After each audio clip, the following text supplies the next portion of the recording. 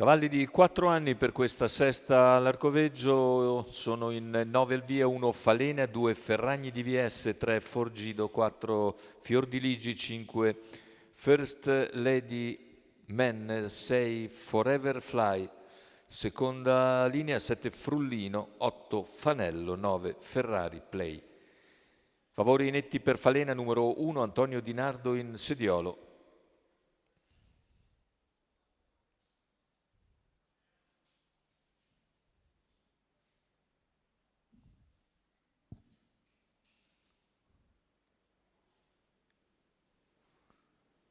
Macchina che lancia i concorrenti, partiti con la velocità iniziale di Fiordiligi che cerca di assumere l'iniziativa, si oppone però a Falena, si accoda Ferragni DVS, insiste all'esterno ma rientra Falena su Fiordiligi che rimane così scoperto al largo e Falena in vantaggio nei confronti di Ferragni. Fiordiligi invece si accoda in coda. Una volta che non è riuscito a sfilare.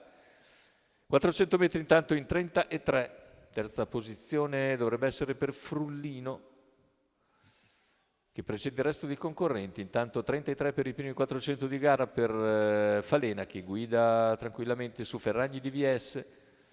Frullino in terza posizione, cerca di avanzare all'esterno Forgido.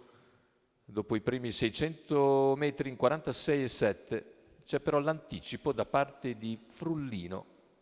Frullino avanza gradualmente, si porta su Falena e rimane in terza ruota invece Forgido, perché c'è anche Fanello che ha spostato ed è direttamente in schiena a Frullino. Quando i cavalli stanno per completare il chilometro, nell'ordine del 1,17 e 1, poco più di 500 alla conclusione, con Frullino che cerca di impegnare Falena, ha contatto Ferragni e quindi Fanello, allunga ora Falena, a 400 dalla conclusione, il parziale in 14,6, Ferragni DVS in seconda posizione, Falena è sempre leader a metà dell'ultima curva, Ferragni in seconda posizione, Frullino che rimane all'esterno, poi Fanello, retta d'arrivo con Falena che nel finale allunga ancora in scioltezza e viene a vincere nei confronti di Ferragni DVS, mentre al terzo finisce Frullino. 1,15,3 ragguaglio conclusivo con 29,4 per gli ultimi 400, immediato raddoppio per Antonio Di Nardo e Gennaro Casillo. Questa volta per conto della signora Martina Chiti. Bel primo piano, ancora in percorso d'avanguardia. Falena e Antonio Di Nardo, Gennaro Casillo. Assegno